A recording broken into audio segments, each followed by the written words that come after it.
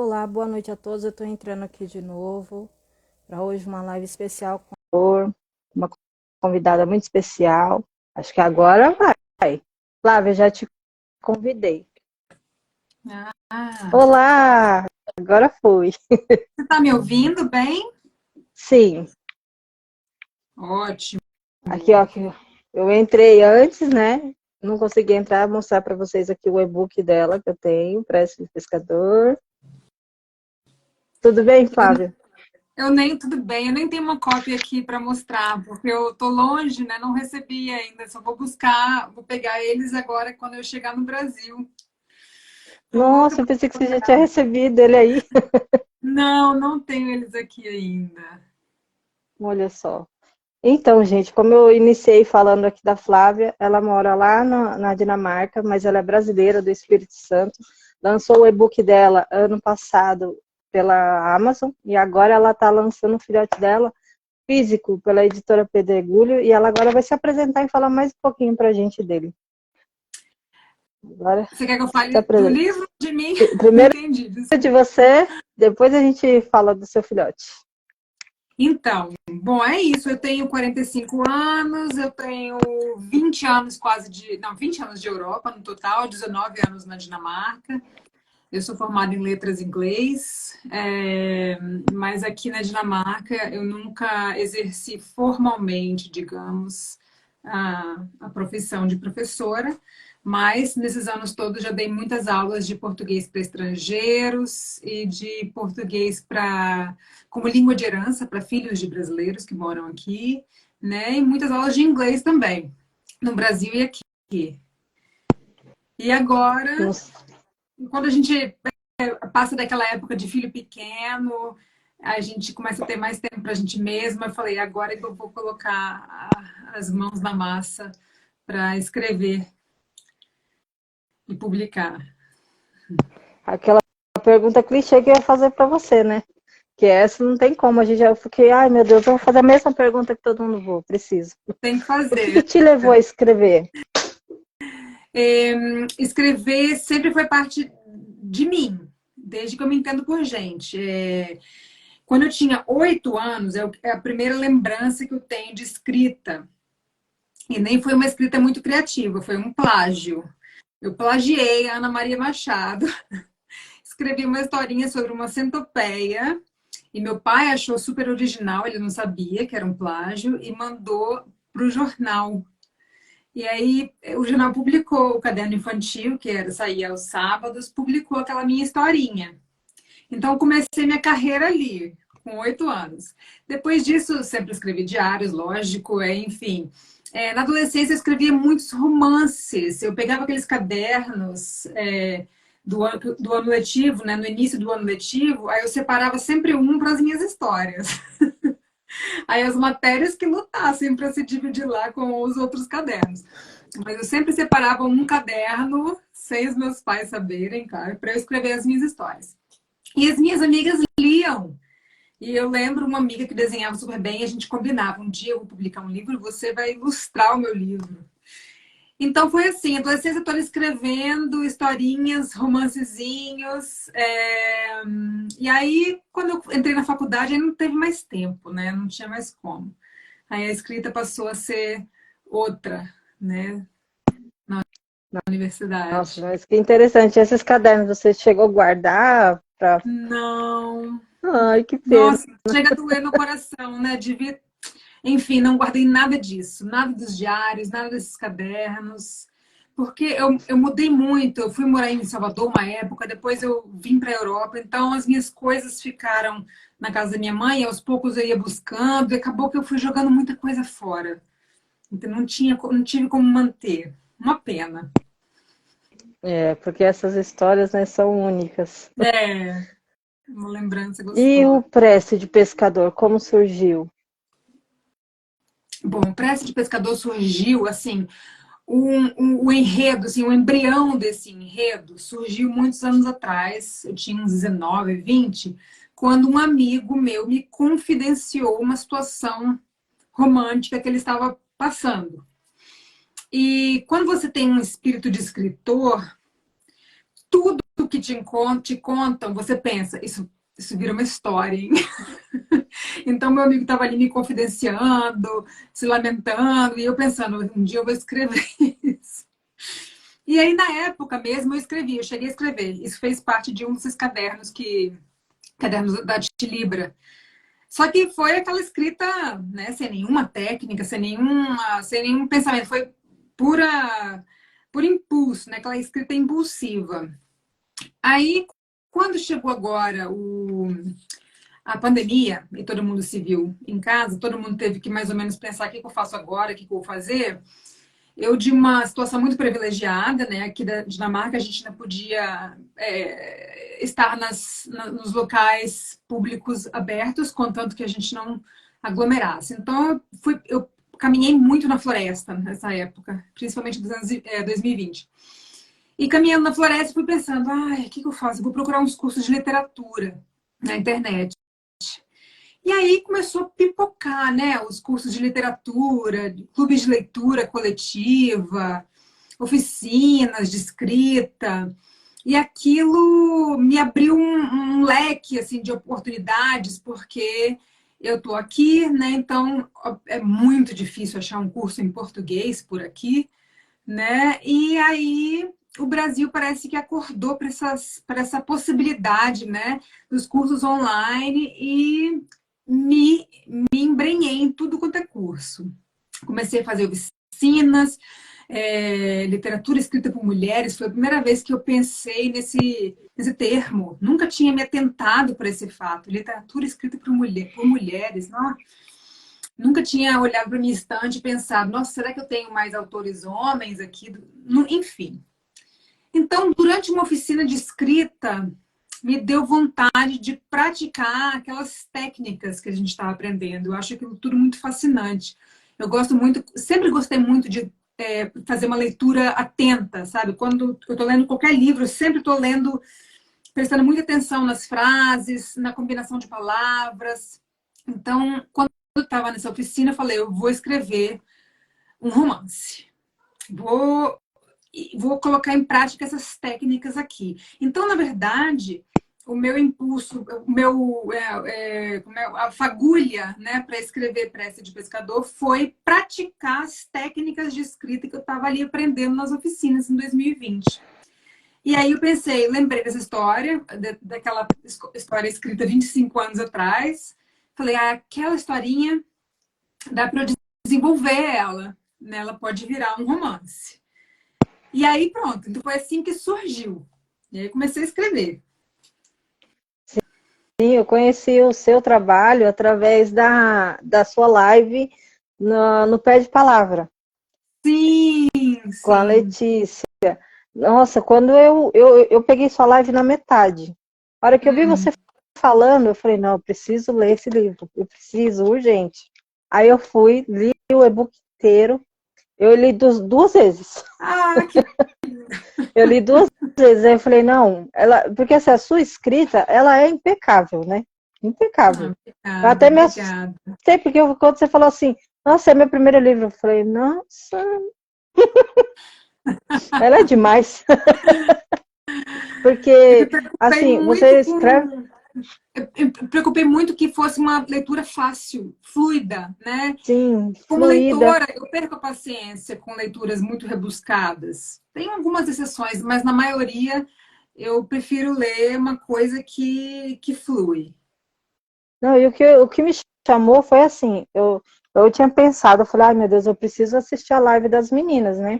Porque eu sou amiga delas, então geralmente eu nunca perco. Aí eu pensei, eu falei, ai meu Deus, vai ser bom, eu preciso, só que eu cheguei na metade, a hora que eu ouvi vocês comentando, falei, vou ler.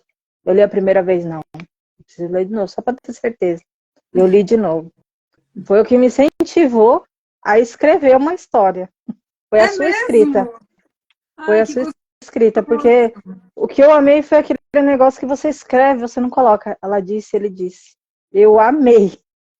Eu simplesmente amei a sua escrita. Isso é difícil de praticar, porque assim, toda escrita, né, inclui muita reescrita, né? Todo livro, ele não, foi de primeira que a pessoa colocou aquilo no papel.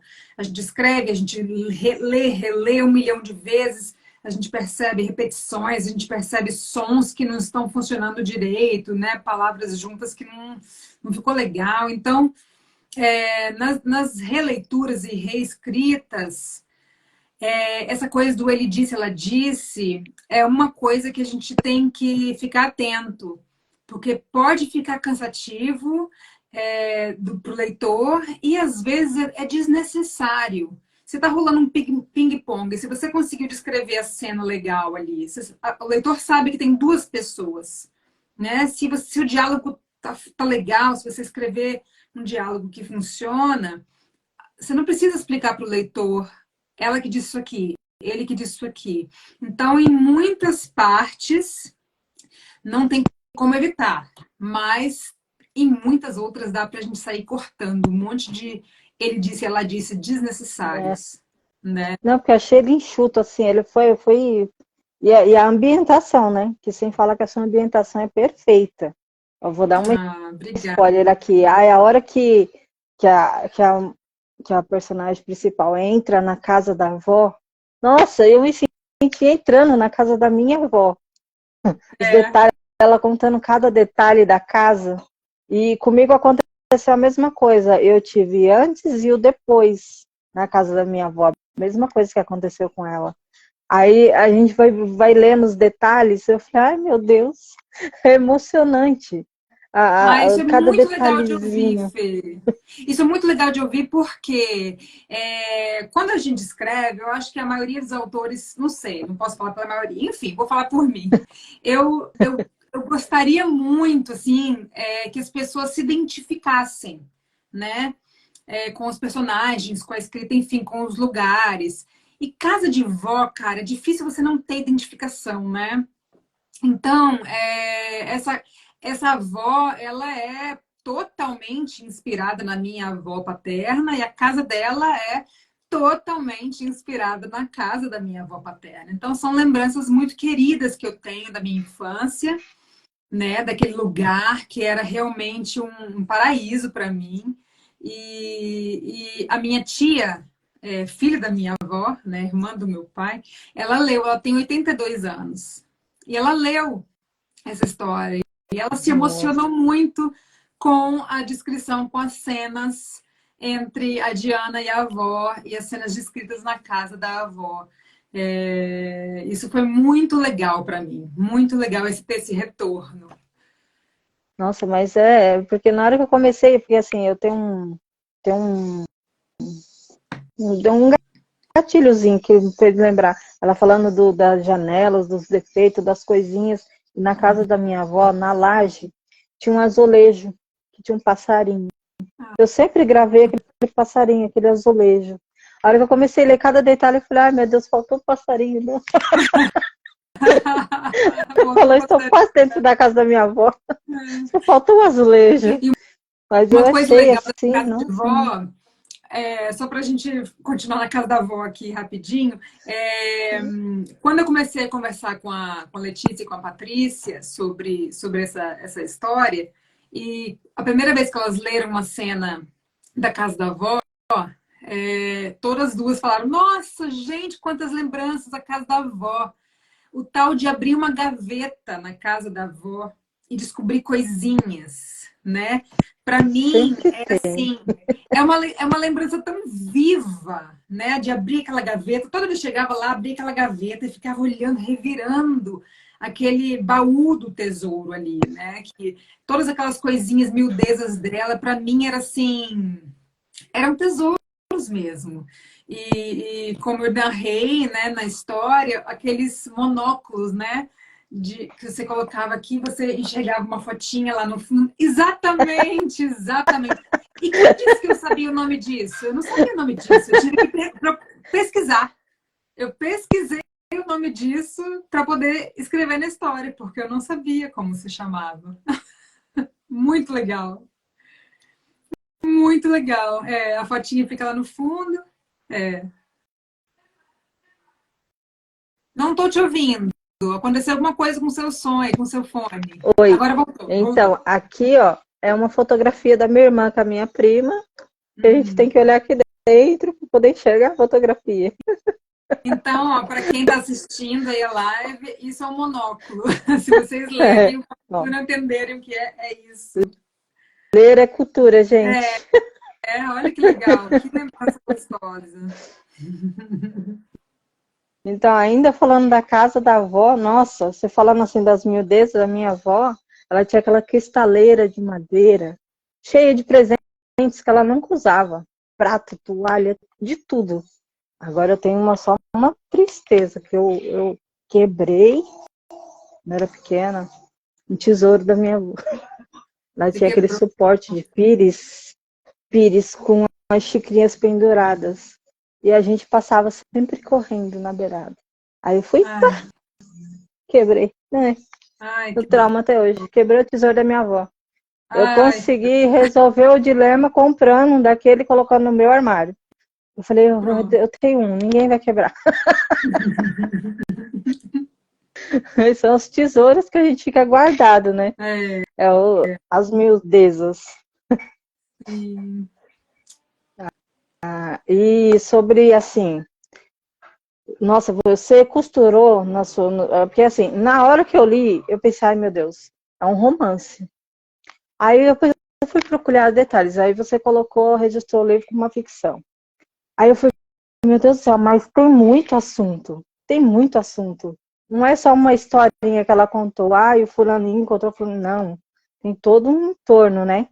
Tem a história do personagem principal lá junto com a Diana, aí tem todo o entorno da religião, da homofobia, do racismo, do preconceito. Como você conseguiu costurar tudo tão perfeito? Tantos assuntos importantes. Quando eu comecei a escrever, eu fiquei com medo, com receio de ficar um balaio, sabe? Assim, uma misturança, como se eu tivesse propositalmente querido surfar nessa onda né, dos assuntos que estão em voga, que estão sendo discutidos, como racismo, como homofobia. Mas, na verdade, tudo ali foi tudo muito as coisas que eu vivi, sabe? Aquelas pessoas ali, elas estavam à minha volta enquanto eu fui crescendo, sabe? Na minha igreja, por exemplo, eu frequentei igreja batista, né, até meus 25 anos. Na minha igreja, eu estava cercada de adolescentes que eram muito diversos, inclusive tinham muitos gays. Só que porque a gente estava na igreja, não se falava nisso. Então eu fui crescendo e aquele elefante branco na sala, né? De que ninguém fala, sabe? Aí, ao mesmo tempo que você ouvia o pastor lá, tô assim, não tô lembrando de nada específico, mas todo mundo sabe que na igreja evangélica, né, a homossexualidade é pecado. E eu ficava pensando, como pode ser, né, que os meus amigos estão aqui, essas pessoas estão aqui na igreja, essas pessoas são gays, e não se fala nisso, e vão falar para eles que eles estão errados, ou como é que vai ser isso, sabe? Eu ficava tentando resolver aquela questão, porque para mim era uma questão, eu falei, como pode? Né? Eles tinham a minha idade, 13, 14 anos, né? Naquela época, quando eu comecei a refletir sobre essas coisas. Comecei a observar eles ao meu redor e pensar. Obviamente, dá para ver, sabe? Você não tem que ser nenhum gênio para perceber, né? Alguns meninos homossexuais têm jeitos mais afeminados e você não tem como fechar os olhos para aquilo. Então, isso foi uma questão quando eu fui crescendo na igreja, sabe? Ao mesmo tempo que eu os amava, eu ficava pensando, gente, será que eles estão pecando? Será que eles vão para o inferno? Então, essa coisa de um adolescente na igreja evangélica, a gente cresce muito com esse medo de ir para o inferno, sabe? Tudo mas não é só na evangélica, não. É geral. Também. Toda a igreja, ela tem meio que esse, né, patamar assim. Então. E aquela coisa do pecado, de zelar. Exatamente. Essa coisa do pecado cresceu comigo, essa coisa da homossexualidade, né, ser pecado, enfim. Foi uma coisa que eu tive que trabalhar dentro de mim, Porque o que foi plantado na minha cabeça, na minha criação, foi: isso é errado, isso é pecado, eles estão errados, eles estão pecando, né? Então, quando eu resolvi escrever, eu falei: eu vou escrever inspirada naquilo que eu vivi, e foi isso. A parte do racismo não foi porque eu cresci numa bolha branca de classe média alta. Realmente, pessoas negras no meu redor eram pouquíssimas. Tinha uma ou duas meninas pretas na igreja, tinha uma ou duas na escola, sabe? Assim, era realmente um universo muito distante do meu. Eu cresci numa bolha branca.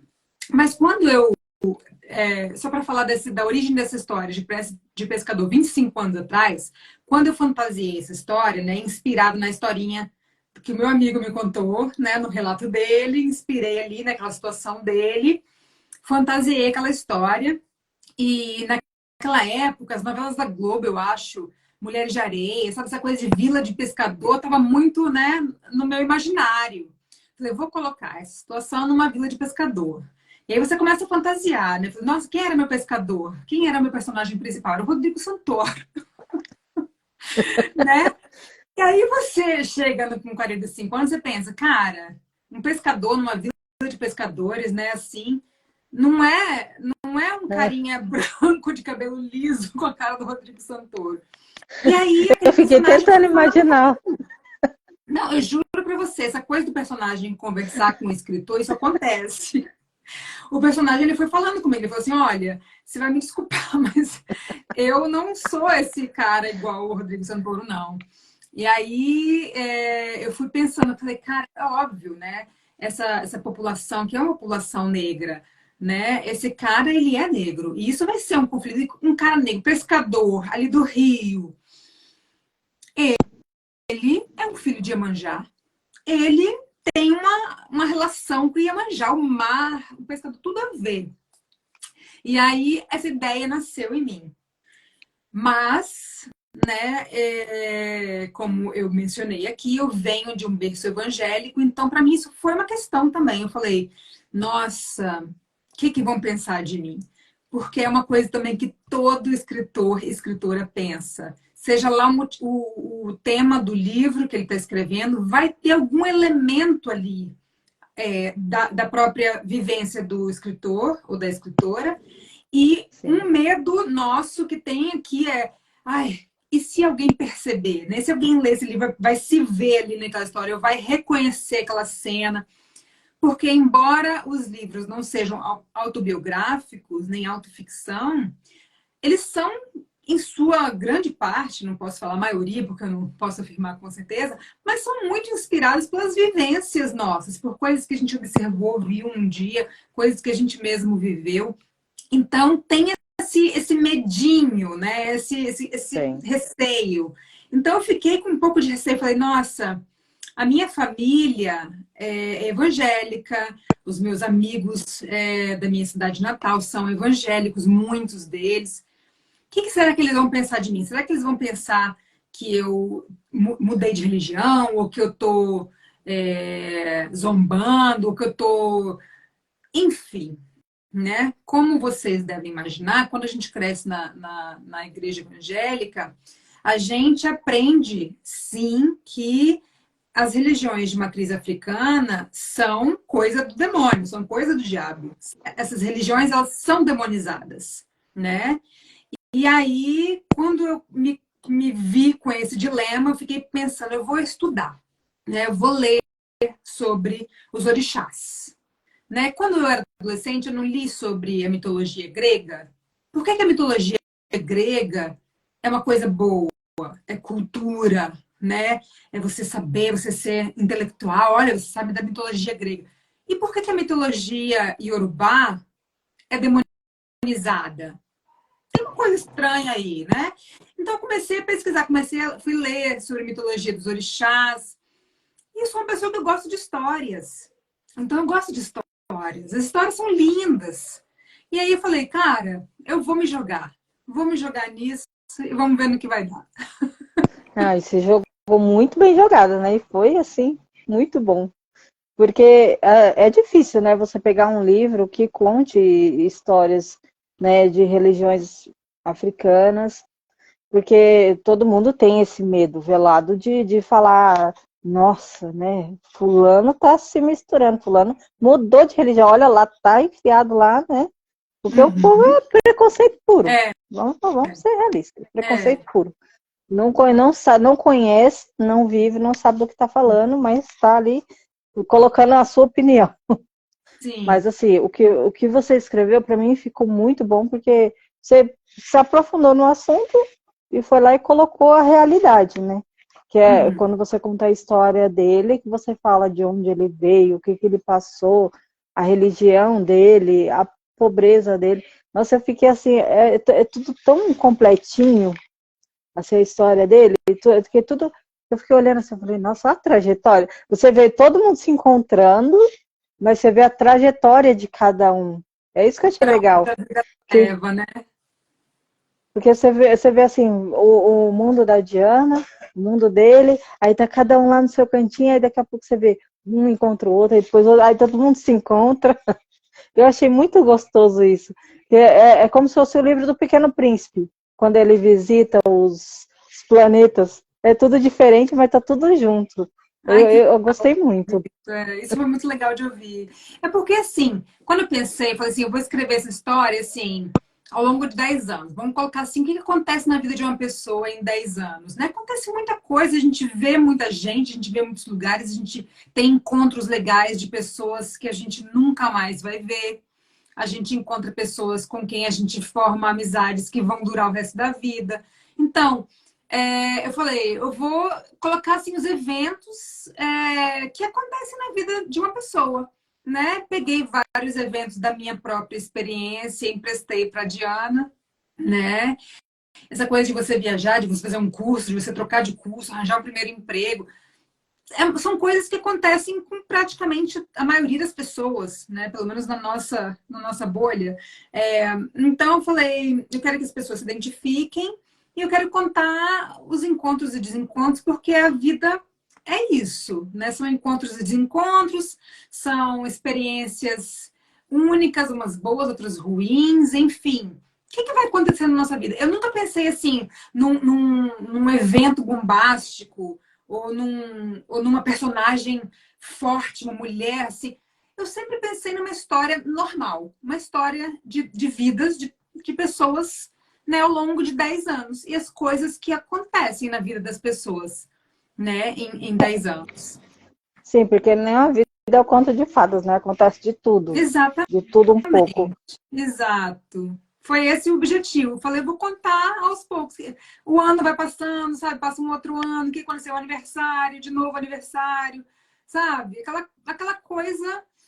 Eu tenho uma atração, assim, por filmes, por exemplo, onde a maioria das pessoas vai falar, nossa, mas não acontece nada nesse filme. São os que eu gosto, sabia? Porque geralmente esses filmes onde não acontece nada, ele vai mostrando a vida, sabe? Vai mostrando a vida de uma pessoa ali durante um tempo, os conflitos, né? Os relacionamentos. Então eu gosto muito de, assim, de simplicidade. Eu gosto muito de simplicidade na literatura e nos filmes também. Que é o que é gostoso, né? É a simplicidade, aquilo que você lê, que você se identifica e acha legal. Pelo menos eu Exatamente. também sou assim. Coisas que É acontecem o na que sua mais me vida que chama atenção. que você pode reconhecer num livro. Isso é muito gostoso. Eu tinha uma leitora, eu não a conheço pessoalmente, eu conheci pelo Instagram, né? Ela leu meu livro e ela falou assim ai, olha essa cena aqui, gente, aconteceu exatamente igual comigo. Isso é uma coisa tão gostosa de ouvir, porque eu também passei por aquilo e com certeza mais um monte de meninas passaram por exatamente aquilo, né? Então isso é muito gostoso, eu acho, né? Então Ah, geralmente a gente escreve aquilo que a gente gosta, né? Que a gente gosta de ler, o que a né? gente gosta de ler, o que a gente passou, o que a gente viu que achou interessante. Te acha que, tipo, será que alguém passou a mesma coisa? E fica aquela coisinha. E quando alguém fala, nossa, eu passei. É Nossa! muito É legal. tipo assim, é muito gostoso de Foi um ouvir, dos né? retornos assim mais legais. E assim, você falando agora. Olha que coincidência, você está lançando agora o seu livro físico e está reprisando a novela Mulheres de Areia na Globo. Sim, olha, quando eu vi no Globo.com, eu falei, olha, que delícia, que saudade. Porque essa novela inspirou o cenário, né, naquela época. E depois de algum tempo, eu viajei, eu fui para um lugar que, quando eu estive naquele lugar, eu falei, é aqui, olha aqui a minha vila de pescadores, aqui é o cenário do meu romance. Então, desde a primeira vez que eu fui nesse lugar, eu o reconheci como o cenário. Eu falei, aqui que vai se passar tudo. E eu voltei lá muitas vezes, e cada vez que eu ia, eu ficava lá, passava bastante tempo lá para sentir o clima, vendo os barcos chegando, né, os pescadores saindo, e as casinhas, aquela coisa toda. Passei bastante tempo lá para me inspirar. O ano passado, antes de eu publicar na Amazon, eu tinha planejado uma viagem para lá de novo, e aí eu tive que cancelar por causa do tempo. Rolou umas chuvas, as piores chuvas de toda a história, aparentemente, e o lugar ficou meio difícil de transitar. E aí eu tive que cancelar. Eu tinha marcado essa viagem para conversar com as pessoas, para pegar um pouco do vocabulário, sabe? É importante às vezes, porque eu já tinha escrito a história e estava começando a reescrita. Então, quando você escreve na primeira vez, você escreve rápido, e aí quando você vai reler, você percebe, esse pessoal tá todo mundo falando igual. E as pessoas não falam igual, as pessoas têm vocabulário específico, né? Tem um que vai falar menos, outro fala mais, um fala mais gíria, o outro fala de uma outra forma, né? Então, eu queria colocar, assim, elementos das falas, né, no romance. Acabou que a viagem furou por causa do tempo, mas ainda assim eu fui prestando atenção em cada personagem, ouvindo bastante vídeo no YouTube, graças a Deus pelo YouTube, né? E para trabalhar essas características da forma de falar dos personagens. Né? Então foi um exercício bem legal, bem interessante. E é visível, né, na fala deles que cada um tem uma fala diferente. Isso, Aham. Bom, uma isso também é bem coisa, interessante. um detalhe que eu posso compartilhar aqui, porque eu sou capixaba, né? Já fui ao Rio centenas de vezes, tenho amigas do Rio, tenho amigas cariocas, enfim. Mas detalhes da fala dos cariocas que eu nunca tinha prestado atenção. Você ouve, você fala português, você se entende, você não presta muita atenção. Mas quando eu fui reler minha história, eu percebi que os meus personagens, eles estavam todos falando com você e nenhum falava contigo. E os cariocas falam contigo o tempo inteiro. E o próprio carioca, ele não percebe que ele fala contigo o tempo todo. Mas o carioca, ele não fala, eu posso ir com você, ele fala, posso ir contigo, né? Esse É, negócio do contigo, eu não lembro como eu peguei, ouvindo alguma coisa. E eu falei, gente, é mesmo.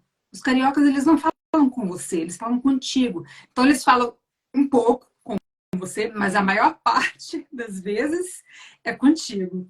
Então, eu mudei isso no livro inteiro, fui redigindo, porque eu realmente não tinha. Em Vitória, a gente não fala contigo. Eu acho que é uma coisa bem carioca. é. Eu tive lá ano passado, foi ano passado, que eu tive lá um lugar muito, muito lindo, lá em Vitória. Você foi em Vitória? Ah, Eu, que na legal. realidade, eu fui lá em Vila Velha, né? Vila Velha, sim. Que eu fui... Eu nasci em Vitória, mas eu morei a vida toda em Vila Velha. Ai, tá falhando. Eu tô te ouvindo direitinho. Tá? É que deu um delay aqui. Eu não entendi o que você falou, mas É, que eu morei em sobre. Vila Velha a minha vida inteira. Ah, tá. Então, eu estive lá, eu fui convidada pela Academia de Letras, a CLAP CTC, lá virei membro da Uhum. academia de lá. Ah, que Foi legal. emocionante lá, um lugar muito lindo. Ah, lá é lindo. Eu sou suspeita. Aí, sobre o livro, assim, agora, né? Você tá lançando? Aonde vai ser o primeiro lançamento dele, físico? Tá. Então, eu tô indo para o Brasil na semana que vem. Eu chego no Brasil dia 2, sábado. E no dia 3 e 4, eu vou estar na Bienal do Rio. Bienal do Livro do Rio, no Rio Centro. Eu vou estar no Pavilhão Verde, ou Pavilhão 4, né, no stand de um coletivo feminino de escrita chamado Escreva Garota.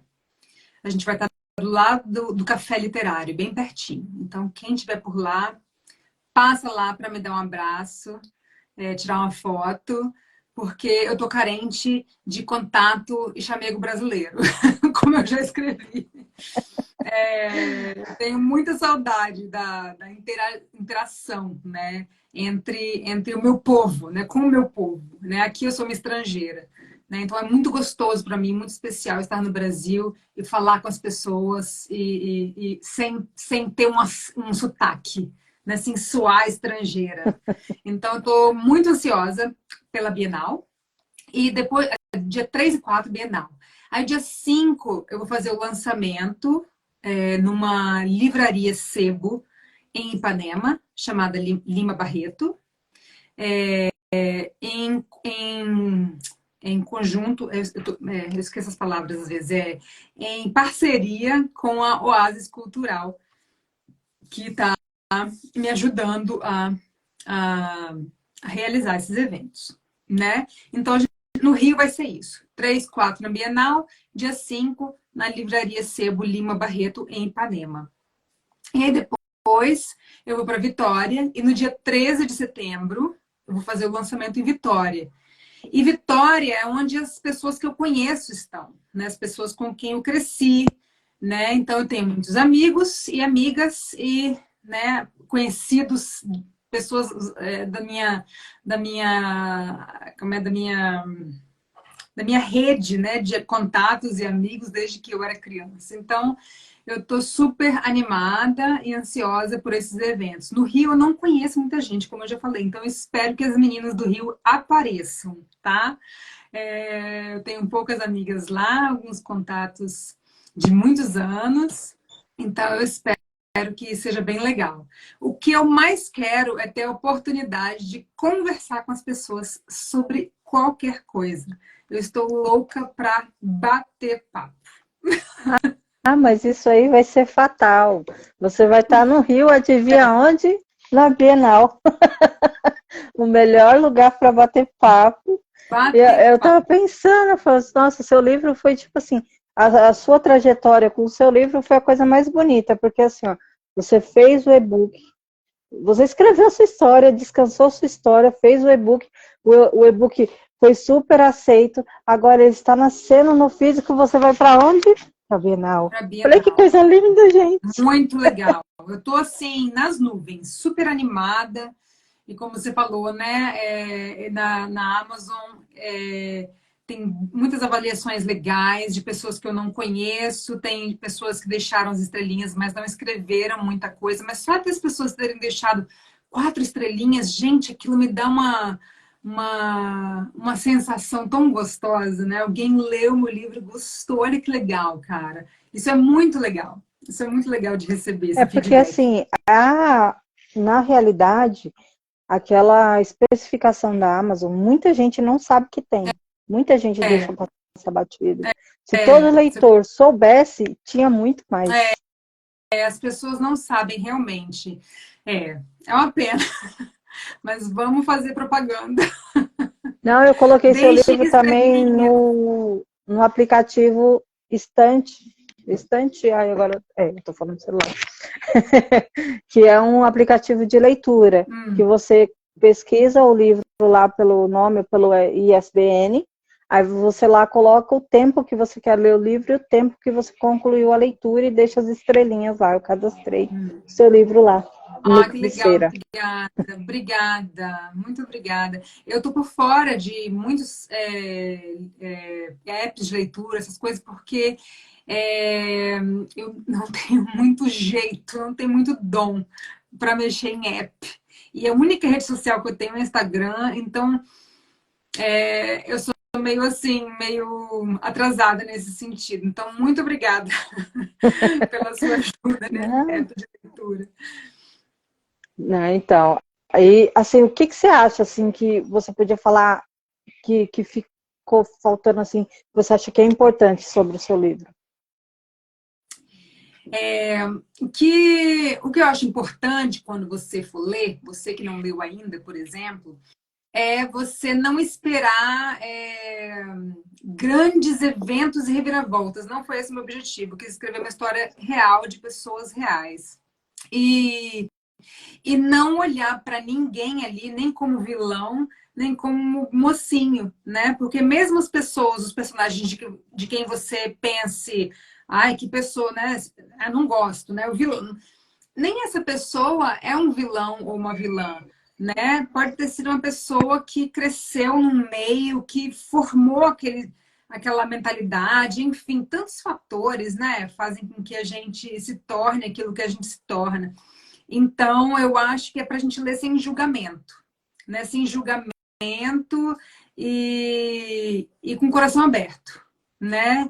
Porque eu sou muito impactada por leituras, né, que eu faço. Às vezes eu leio alguma coisa que eu penso, nossa, que mancada, ou que coisa chata, enfim. E aí depois eu fico pensando, então acho que assim, toda leitura ela pode te levar à reflexão. E isso é maravilhoso. Eu adoro ser provocada, ser levada por essa provocação, né? Levada à reflexão, né? A pensar, talvez eu não esteja tão certa assim, talvez essa minha certeza não seja assim, né? Não devesse, talvez eu não devesse ter tanta certeza sobre isso, sobre aquilo, né? Porque hoje em dia eu Porque, acho na que o que realidade, a gente não tem certeza de nada, né? exatamente, eu acho que as pessoas estão muito cheias de certeza, sabe? É legal colocar suas certezas em xeque, ficar pensando, será que aquilo em que eu acreditava tanto, né, tão radicalmente, será que é assim mesmo? Será que... E, né, praticar a alteridade, né? Vamos colocar no sapato no lugar do outro, né? Vamos ali tentar sentir a dor do outro, né? Ver como é que é ser ele ou ser ela, né? Então, eu acho que isso é o que eu gostaria que as pessoas lembrassem quando fossem ler, né? De se abrir, né? E curtir os pequenos detalhes, né? Os pequenos eventos da vida. E é isso. Porque foi isso que eu senti quando eu li o seu livro, foram os Ah, que bom, detalhes. Os que detalhes são bom. maravilhosos. É isso. E, Então eu e cumpri meu papel. cumpriu muito bem cumprido. E para os outros locais, você não vem fazer a sua É muito lançamento? difícil, é muito difícil. Eu acho que se, dependendo do alcance, né, se houver... Eu não conheço ninguém em São Paulo. Então, eu precisaria ter uma Eu, rede, eu. exatamente, melhor. Então, eu preciso de estar em lugares que sejam fáceis para eu chegar, entendeu? E para me Uhum. locomover e que eu tenha contatos. Então, quem sabe, o ano que vem eu estarei no Brasil de novo. Então, eu estou aberta a possibilidades, mas dessa vez agora, primeiro porque eu não tenho muito tempo, né? Eu tive que tirar essas 2 semanas do trabalho, não foi difícil, mas enfim. Né? São 2 semanas que eu vou estar longe de casa, então eu precisei otimizar, né? Optimizar, ser prática dessa vez. Né? Onde eu vou para minha cidade natal, lógico, que é onde o meu povo está, e o Rio, que por causa da Bienal, né? Que é um grande evento e lá eu vou ter oportunidade de fazer bastante networking. Vai fazer sim, vai ser lindo. Ai, pena que eu não vou poder ir. Ai, essa Bienal vai ser demais. Que pena. Estou dolorida. Vai estar você, Patrícia, Letícia, vai ter várias amigas lá, todo mundo. Quero o Rio. A próxima Mas, vez. Ano que vem vai na ser em São próxima, Paulo, né? A Bienal vai ser em São Paulo ano que vem. quem sabe, né? Não dá certo. É, vamos ficar aqui na Assim, torcida. por enquanto, você vai ficar curtindo o seu baby ou você já tem novos projetos? Olha, eu preciso de um novo projeto, porque eu estou fazendo uma pós-graduação em escrita, então eu preciso de um novo projeto. Eu tenho ideias, mas eu não consegui desenvolvê-las ainda, porque eu estou muito apaixonada e muito focada, no meu bebê, né? Então eu até tive que conversar com o meu professor essa semana, tive que falar com ele, olha, a real é que eu não estou conseguindo desenvolver ainda nenhuma ideia. Eu tenho essas duas ideias aqui, por exemplo, mas tá difícil desenvolvê-las, porque eu estou realmente ainda muito focado no Preste Pescador. Quando eu voltar do Brasil, talvez eu esteja mais liberada, né? Talvez as emoções estejam mais liberadas para os próximos projetos. Mas com certeza eu quero voltar a escrever e a publicar, porque isso tem me trazido uma felicidade, assim, um prazer indescritível. Então não tem como fugir. Porque quem escreve, né, é aquilo que eu falo, a gente coloca nossas indignações no papel, nossas felicidades, tristezas, e vai ser feliz na mão do outro. É muito bom, é muito bom. Deixa eu ver. Fora do seu livro, a gente já fala. Tá. Vai estar disponível só pela Pedregulho e na Bienal?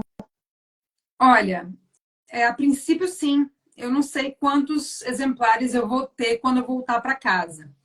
Então, quando eu voltar para a Dinamarca, eu vou certamente publicar, né, postar, se eu tiver alguns exemplares, mas eu penso que esses exemplares que eu vou trazer para cá, eu vou distribuir aqui pela Europa mesmo, porque tem muitas brasileiras morando por aqui, né?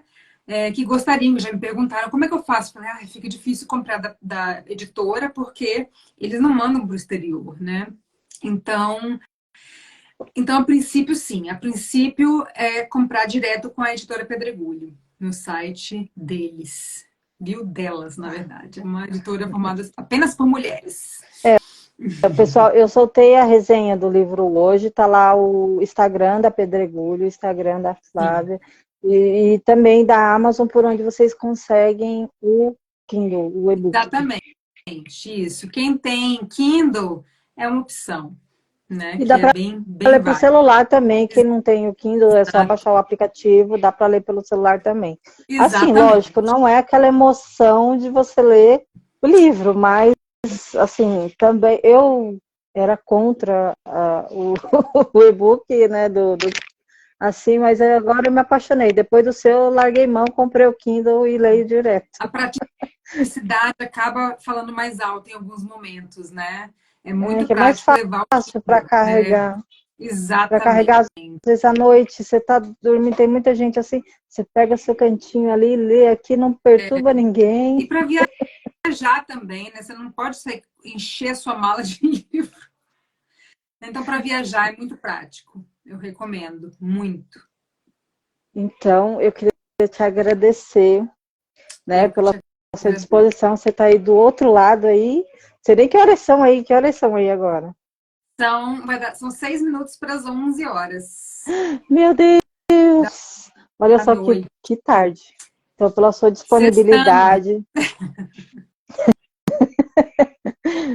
eu Eu que queria te agradecer te pela sua agradeço. disponibilidade, pelo seu carinho, pela sua escrita maravilhosa que me incentivou a escrever. Te desejar todo sucesso na Bienal, no seu lançamento. Quero ter o seu filho aqui físico, logo mais a gente conversa, que quero ter ele também.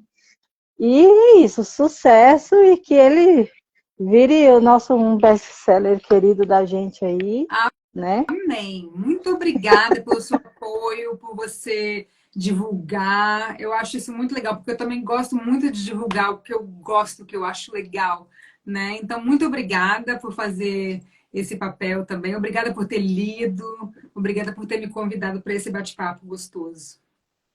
Eu que E estou à agradeço. disposição. Mas é claro. Aí a gente conversa depois da sua vinda para São Paulo, a gente resolve isso aí. Ansiosa para te Conversaremos. conhecer pessoalmente. Isso. E é isso, sucesso. Obrigada a todos que estiveram aqui com a gente, a Letícia e tantos outros, né? E é isso. Então, até a Obrigada, próxima. Fê. E quando Bom fim de você semana e estiver até a próxima. A gente curtindo vai se lá, falando. vai sim, lá na Bienal, lembre-se de mim. Tirem fotos, lembre-se de mim. Porque lá de coração eu vou Lembraremos. estar com vocês lá. Depois a gente pode até marcar uma live para vocês falarem direto lá da Bienal. Você, Patrícia, Letícia, Demorou. mostrar o stand de vocês lá. Ótima ideia. Então, beijão, obrigado para todos e Fê, até a próxima. até. É, Tchau, Fê. tchau. Obrigada, pessoal, e até a próxima.